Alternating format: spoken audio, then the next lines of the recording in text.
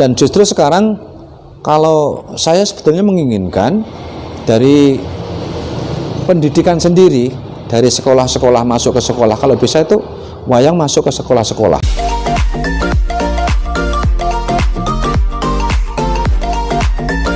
Assalamualaikum warahmatullahi wabarakatuh. Waalaikumsalam warahmatullahi wabarakatuh. Sore hari ini saya lagi bertamu pada tempat ya Pak Dalang, yang kebetulan juga tenar, tidak asing lagi, namanya Pak Sinten Pak? Mudo Wibowo. Bagaimana Pak kabar? Alhamdulillah sehat tuh. Pak Mudo Wibowo. Yang berada di mana Pak ini? Saradan. Saradan Karangmalang, Sragen. Bagaimana Pak kabar? Alhamdulillah sehat. Ini Pak, jadi saya ingin sedikit tahu tentang perjalanan sukses panjenengan. Jadi kok dulu bisa jadi dalang itu pripun ceritane? Ngaten. Awal mulanya saya menjadi dalang itu sakjane ngeten Om Budi. Waktu saya masih sekolah, itu kan kita berteman sama rekan-rekan itu, dulunya basic saya itu di musik. Oh, musik sebenarnya. Ya musik, ya. Sering main musik sama teman-teman. Nyanyi apa? Main gitar, nyanyi. Oh gitu. Waktu niku aktivitas di sekolah itu sering sekali seperti itu. Musik ya awal ya? Tapi dari kecil memang saya sudah dididik sama bapak almarhum Bapak Mantap Sudarsono itu dari kecil sudah diarahkan ke seni Jawa, utamanya wayang. Jadi dulu waktu saya kecil ya sering ikut dalang. Oh itu. Justru kalau habis ikut dalang itu paginya malah nggak masuk sekolah gitu. Karena ngantuk. Nah, tapi setelah remaja itu musik larinya. Larinya musik. Nah, terus akhirnya begini, ada yang mensupport saya itu om saya, Om Darmadi, tapi juga sudah almarhum, itu mensupport, ya latihan dalang. Begitu. Iya, semua saudaranya, orang tua bapaknya aja dalang, masa nggak dalang, mau main musik terus nanti ke depan bagaimana nanti prospeknya gitu. Nah, terus saya termotivasi belajar dalang niku. Belajar dalang niku rumiyin nonton daerah Dusan itu Jenggrek. Niku dari Pak D. Tapi sak menika sampun almarhum mboten wonten. Dulu juga ada dalang ya Pak D? Oh, dalang laris nggih. Lah, itu saya belajar 6 bulan Om Budi. 6 bulan belajar ya karena sudah tertanam jiwa seni, dan situ alhamdulillah saya belajar 6 bulan itu sudah ada gambaran dalang seperti ini ya. Nah, akhirnya saya tekuni saya belajar dalang, bisa dalang. Awal mulanya itu saya dalang di Desa Saradan sini. Pertama kali menerima. Itu tahun 88 belajar dalang. Ini ku agenda nama acara namanya? Ini ku riyen sunatan. Sunatan nggih. Sunatan. Lah terus berkelanjutan Om. Saya waktu dalang itu saja belum sempat selesai dalang sudah ada yang nawarin job pakai surat ore-orean gitu. Nanti tanggal sekian dalang tempat saya gantian gitu. Lah niku malah berlanjut terus sampai sekarang. Alhamdulillah. Tapi berarti 88 sampai sekarang. Nah, sampai sekarang. Udah berapa tahun itu ya? Itu ya sekarang 30 lebih ya? 30 tahun lebih. Itu saya belajar dalang. Kemudian saya jadi dalang mulai tahun 88 sampai sekarang. Alhamdulillah lancar. Lancar. Nah, tapi untuk saat ini sementara pementasan wayang di mana-mana baru sepi Om. Baru sepi ya, karena mungkin bulannya juga kurang pas bagi orang desa kalau untuk hajatan. Berarti waktu itu masih bujang Pak? Masih bujang. Dalang pertama saya masih bujang. Waktu bujang belum. Waktu bujang saya laris banget Om. Malahan ya? Laris banget. Dulu saat itu tahun 90-an itu Radio Buana Asri itu seakan-akan sudah menjadi kontrak saya. Langganan ya? Ya. Jadi live tiap malam masyarakat itu muter radio ceklik udah dalang idola Ki Mudo Wibowo. Itu sudah menyebar sampai mana-mana. Kalau lulusannya sendiri apa Pak? Lulusan saya SMP Muhammadiyah. Kemudian SMA Madrasah Aliyah Sragen.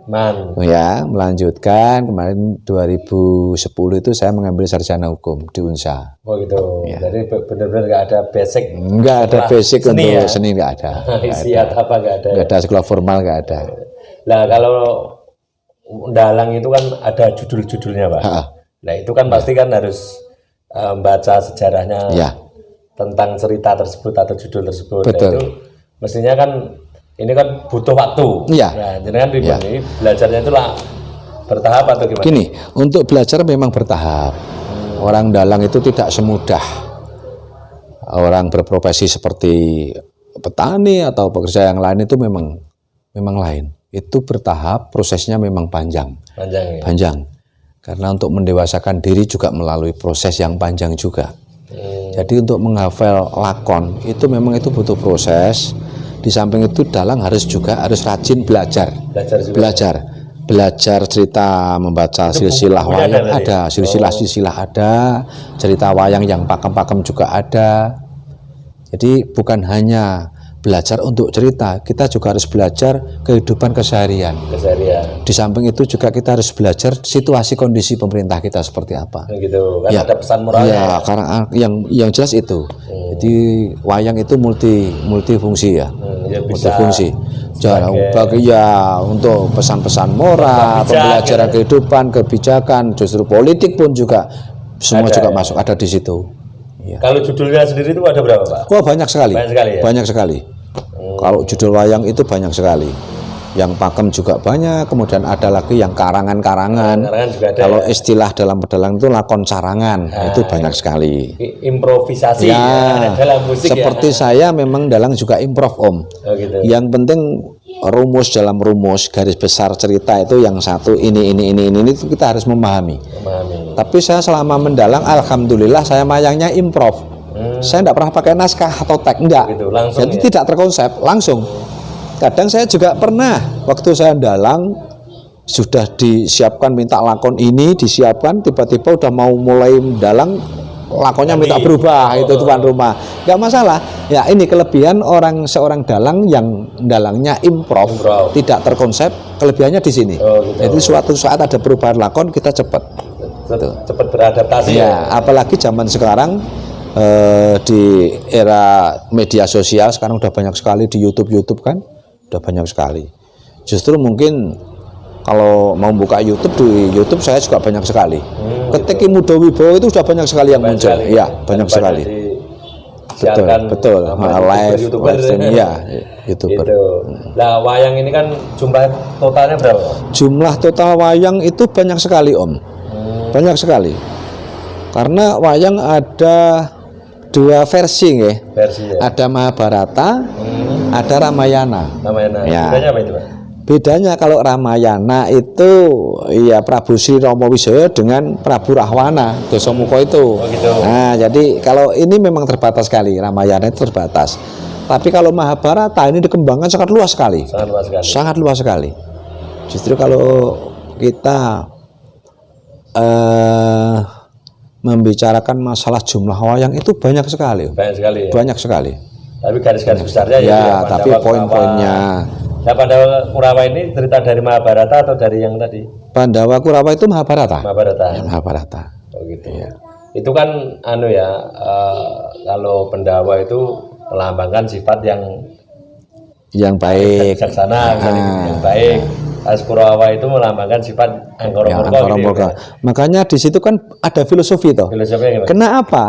Wayang kan ada simpingan jejeran kiri dan kanan. Oh gitu.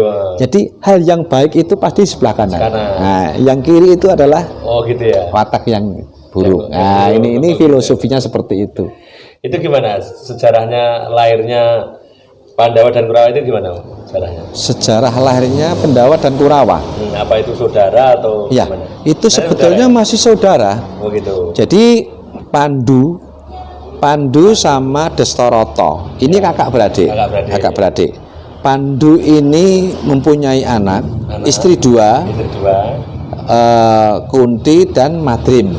Ya, gitu. Kunti itu dengan Pandu mempunyai anak 3. Puntadewa, Bratasena atau Werkudara dan Janaka atau Arjuna. Lah kemudian Pandu sama Madrim itu punya anak dua. Kembar, Nangkula dan Sadewa. Lah kemudian Dastarata itu punya anak sama Gendari. Itu 100. Ya, 100 anak. Jadi memang ini masih saudara sepupu. Itu. Yang tua yang mana itu? Tua yang Pandu. Oh, Pandunya ya. Ya, Pandu. Oh, gitu. Terus yang 100 itu ya termasuk Sengkuni dan sebagainya ya? Yang Sengkuni bukan. Kalau Sengkuni ini adik dari Gendari. Oh, Gendari. Ya. Lah, itu dari Ploso Jenar. Siapa saja? Coba 10. Ya 100 ini banyak sekali ya. Antara lain kan yang paling kan Duryudono itu. Duryudono, kemudian Dursasana, ada Jaya Jarata, ada Kartomarmo, ada Durmagati. Oh, banyak sekali. Banyak sekali ya. Nah, gitu. Terus tapi yang dalam pewayangan kan cuma tertentu. Jadi terus itu awalnya juga dari satu lokasi berarti ya? Satu kerajaan berarti ya? Itu iya, dulunya satu kerajaan. Nah, kok bisa-bisa itu sebabnya apa itu ceritanya? Nah, gini.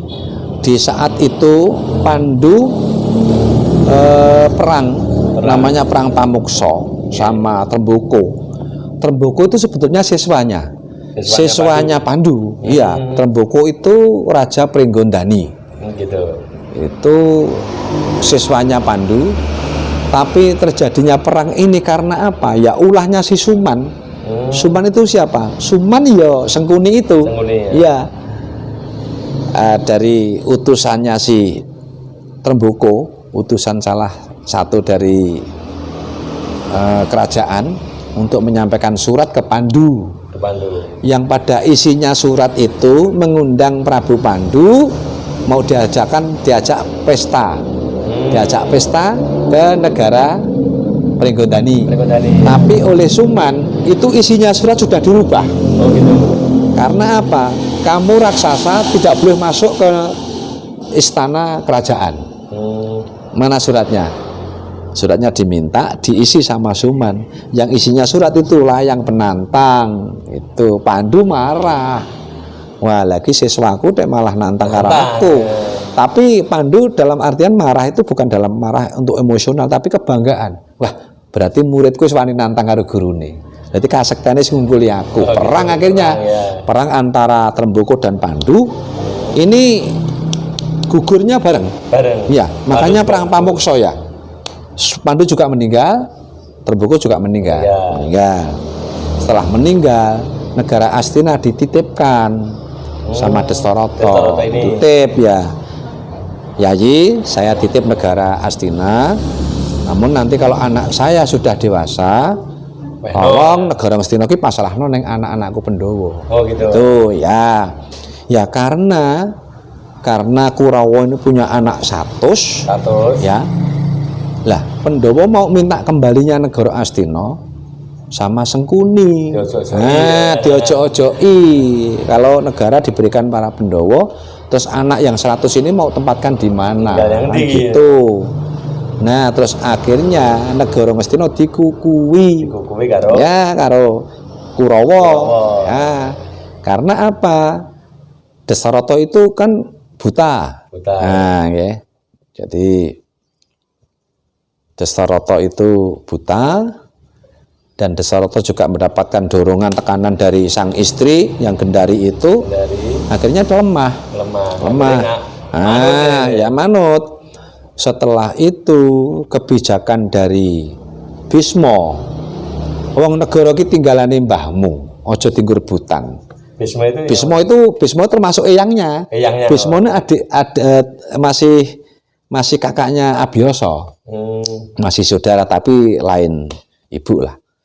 Nah, itu sudah ada kebijakan supaya negara Ngastina ki apik diparo wae. Dindum. Nah, setelah itu Dastarata ya wis saiki ngene wae. Sing negara Ngastina dadi weke adimu Kurawa ya wis ben.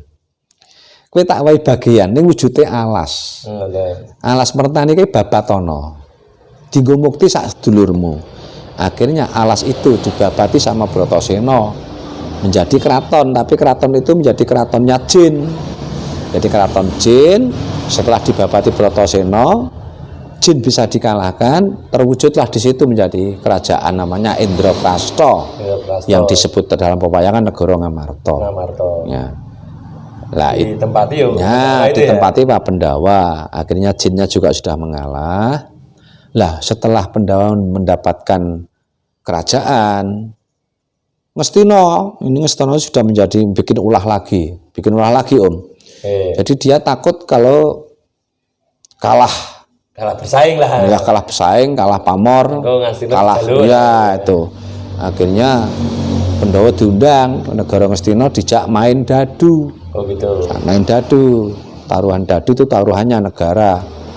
Nek Pendawa kalah, negara Ngamarta dadi duweke Ngastina. Kosok baline nek Ngastina kalah main dadu, negara Ngastina dadi duweke Pendawa. Karena akal juliknya Sengkuni, dadu itu bisa dirubah atau bisa diolah sama Sengkuni. Akhirnya Pendawa kalah. Dan negara Ngastina menjadi miliknya Kurawa. Negara Ngamarta menjadi miliknya Kurawa. Dan Pendawa disanksi main dadu kalah harus menjalani hukuman 13 tahun. Yang 12 tahun di tengah hutan, yang 1 tahun harus ngumpet itu di dalam kota atau kerajaan. Itu pun sanksinya. Kalau dalam Pendawa itu ngumpet masih konangan sama mata-matanya Kurawa, Pendawa harus mengalami hukuman 13 tahun lagi. Tambah lagi? Iya, tambah lagi. Lah 12 tahun sudah selesai. Ini ngumpet di tengah hutan. Akhirnya 1 tahun Pendawa ngumpet itu di dalam negara Wirata. Nah, Wirata, di negara Wirata. Ya, dalam kerajaan kota Wirata. Itu pun orang Wirata, rajanya pun nggak tahu kalau yang bertempat di situ itu para Pendawa. Sebetulnya Pendawa itu masih cucunya Prabu Masopati ya. Tapi pinternya Pendawa di situ dia itu nggak ngumpul jadi satu Om.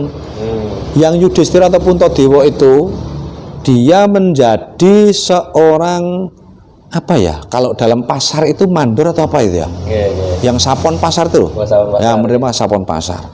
Kemudian si Bratasena, ya lurah pasar, yang Bratasena di kampung ngumpet di neng desa Pejagalan itu diadopsi, diasuh sama jagal walakas. Jagal walakas itu jagal sapi Mas. Jagal sapi. Jadi seharian Bratasena itu jagal sapi belah ya di belah dewe, kemudian dagingnya sudah dibagi-bagi. Seorang kerajaan Wirata itu seharian bisa nyembelih 100 sapi. 100 sapi nane. Iya, itu untuk mencukupi kebutuhan orang sak negara Wirata. Ya karena kemampuannya Bratasena yang luar biasa itu. Ya seperti itu. Kemudian Janaka dia namur sebagai juru tari. Dia kan seni. Nah, ngelatih nari-nari itu kan, ya, para putri-putri kerajaan itu. Yang Nangkula Sadewa ini dia mengembala ya kambing, ya sapi, ya dia bebek, mentok, ayam itu. Jadi nggak kelihatan betul, nggak tahu, orang Wirata nggak tahu. Taunya itu orang kampung. Lah ini sampai Kurawa nggak bisa menemukan. Lah di situ terbongkar rahasianya Pendawa di negara Wirata itu. Setelah negara Wirata itu sudah mau diserang dan negara Wirata itu sudah mau diambil alih sama adik iparnya Prabu Matsopati. Ya, yang namanya Kencaka Rupa Kenca. Itu adipati Om, kembar itu. Punya adik sang namanya Rajamala.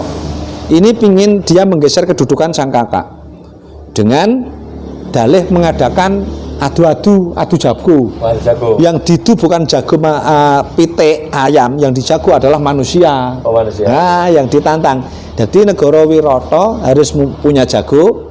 Yang dari Kencakapura sudah ada jago. Jago dari Kencakapura itu Rajamala. Nah, yang dari Wirata ini susah mencari jago. Siapa yang berani menandingi Rajamala? Ini kan kekuatan luar biasa. Dia kalau mati dimasukkan cemplungnya cendang bisa hidup lagi, mati cemplungnya cendang hidup lagi. Lah siapa yang bisa menandingi? Lah salah satu dari Senopati Wirata menemukan saya melihat seorang jejaka desa dari Pejagalan, anaknya Jagal Walakas. Namanya Abilowo, bukan Brotoseno, Abilowo. Ini rambutnya gimbal, cah desa, ora tahu nganggo sandangan, tapi kekuatannya luar biasa. Luar biasa. Saya kira ya ini yang bisa menanding Raja Mala. Betul Om. Lah si Jagal Bilowo diundang ke negara Wirata. Gelem dadi jagone wong Wirata. Gelem. Ning kanggone nggo apa sik? Nek tapi nek dienggo totoan aku moh. Tapi nek aku didadekne jago, ini untuk melestarikan negara Wirata dan untuk keselamatan raja saya, saya siap. Karena Pejagalan ini termasuk wilayah Wirata. Siap jadikan jago. Tapi dia ndak mau Jagal Bilowo kalau adu jago monggo tontonan gue maksiat, dia nggak mau. Nggak mau. Baru betul-betul Jawa Satrio. Lah di sini kebongkar Om. Setelah perang Raja Mala Jagal Bilowo, Raja Mala cemplungke sendang mati.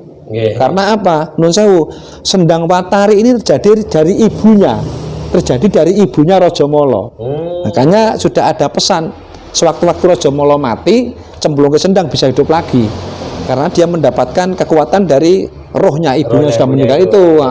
Lah tapi Semar tanggap, Ndara, kalau sampean perang karo Raja Mala mboten bakal menang.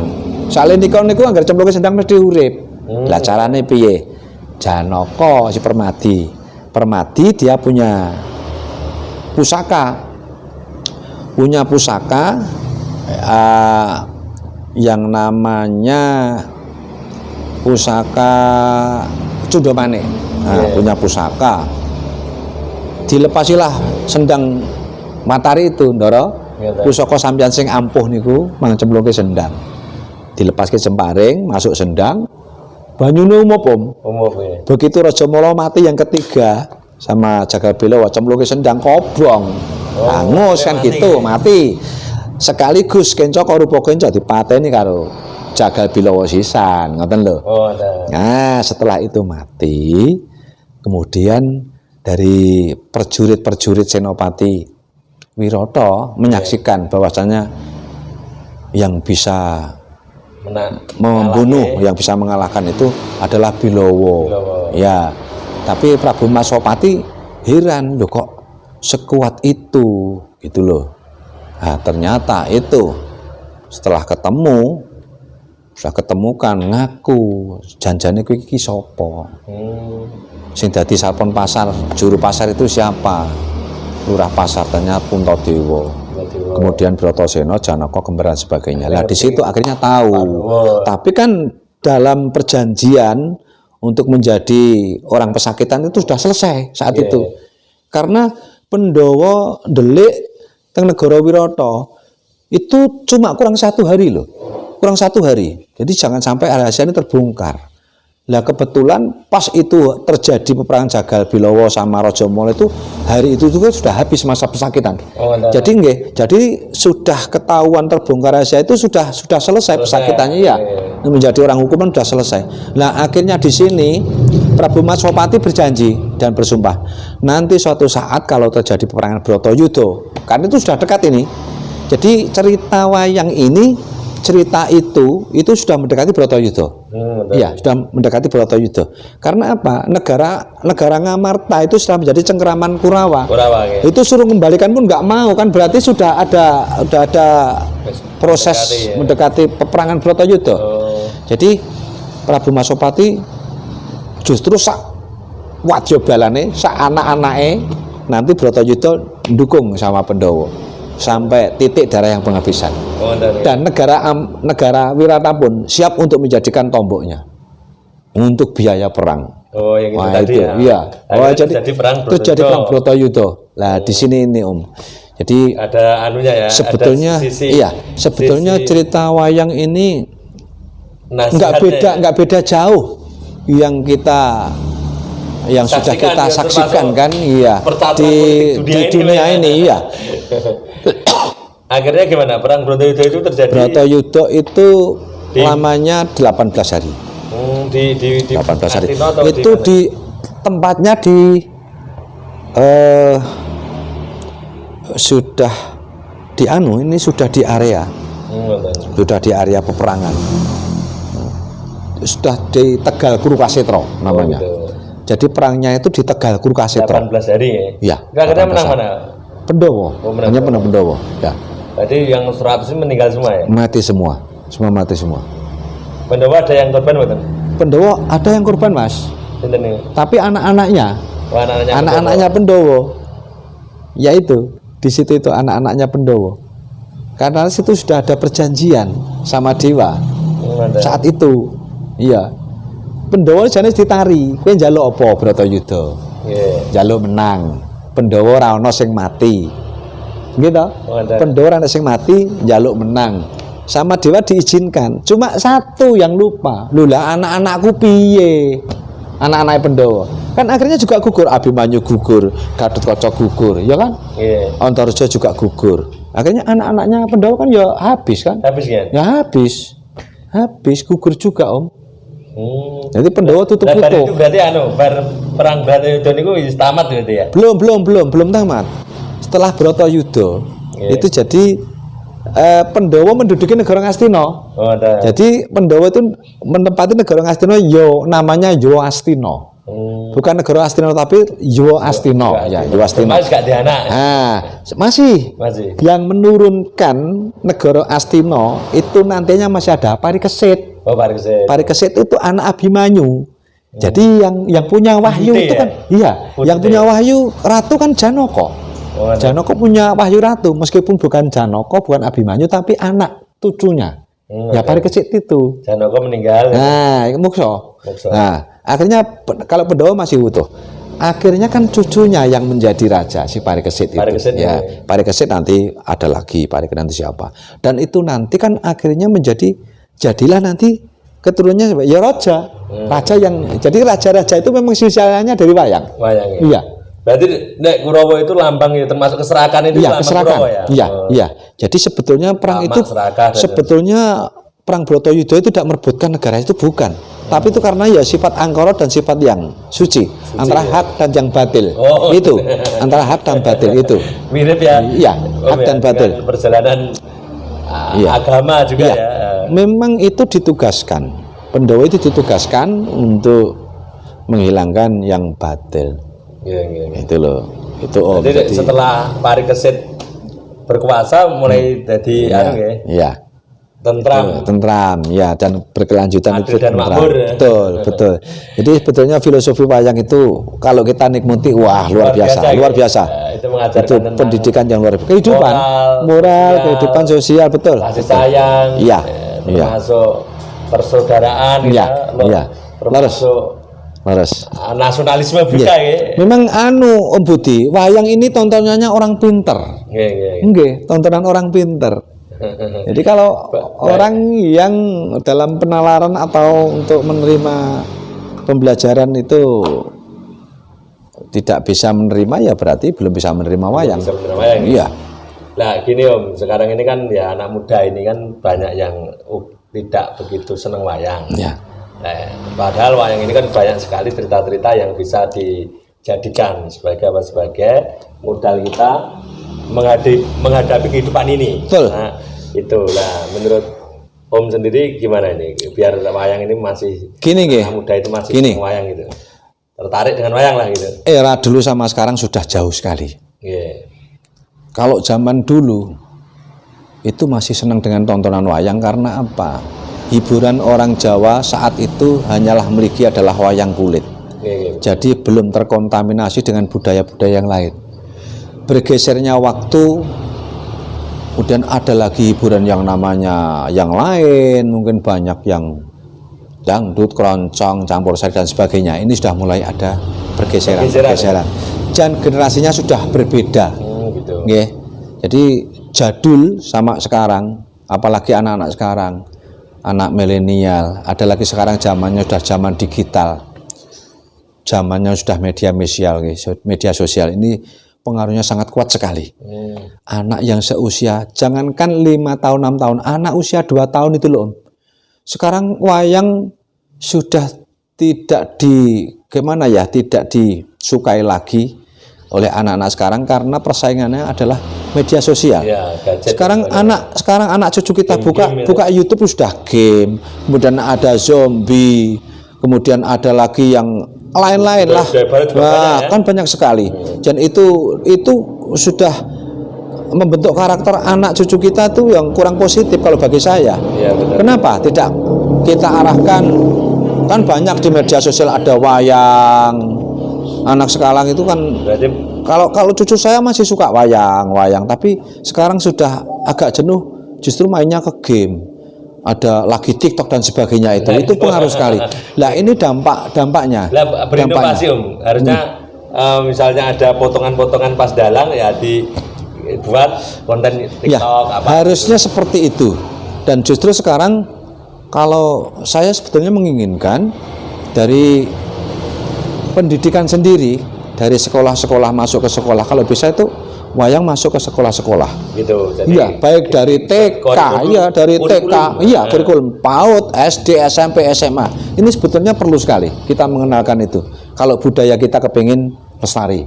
Iya, kalau saya menginginkan seperti itu. Kalau tadi tidak kita jaga kelestariannya Iya, nanti kalau bangsa lain itu. Nah ini makanya kalau kita nggak hati-hati, nanti kalau wayang sudah nggak ada di negara kita, sudah diklaim sama bangsa lain, ya jangan kecewa.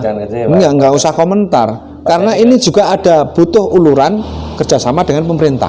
Jelas itu ada pasti. panjang itu ya. Iya, jadi wayang mulai ditanam. iya, gini, ada 3 poin Mas. Satu, pemerintahnya peduli. Yang kedua, senimannya sebagai pelaku harus kreatif, inovasi, kemudian masyarakatnya mendukung dan peduli melestarikan ini. Sebetulnya 3 poin ini yang yang perlu kita lakukan agar wayang sebagai budaya asli Indonesia tetap lestari. Betul. Itu tadi teman-teman obrolan kita ya, silaturahim kita dengan Pak Dalang ya, Ki Mudo Wibowo. Nah, ini juga sudah tidak asing lagi untuk masyarakat Sragen dan sekitarnya. Banyak petuah-petuah bijak dari beliau tentang cerita perwayangan tadi. Semoga wayang tetap eksis dan beliau juga selalu sehat ya Pak Kiai. Amin. Sehat. Laris selalu. Amin. Selalu buat keluarga panjenengan. Atur nuwun atas waktunya Pak Mudo. Atur sami-sami. Dari saya cukup sekian. Sampai jumpa video MBS selanjutnya. Assalamualaikum warahmatullahi wabarakatuh. Waalaikumsalam warahmatullahi wabarakatuh.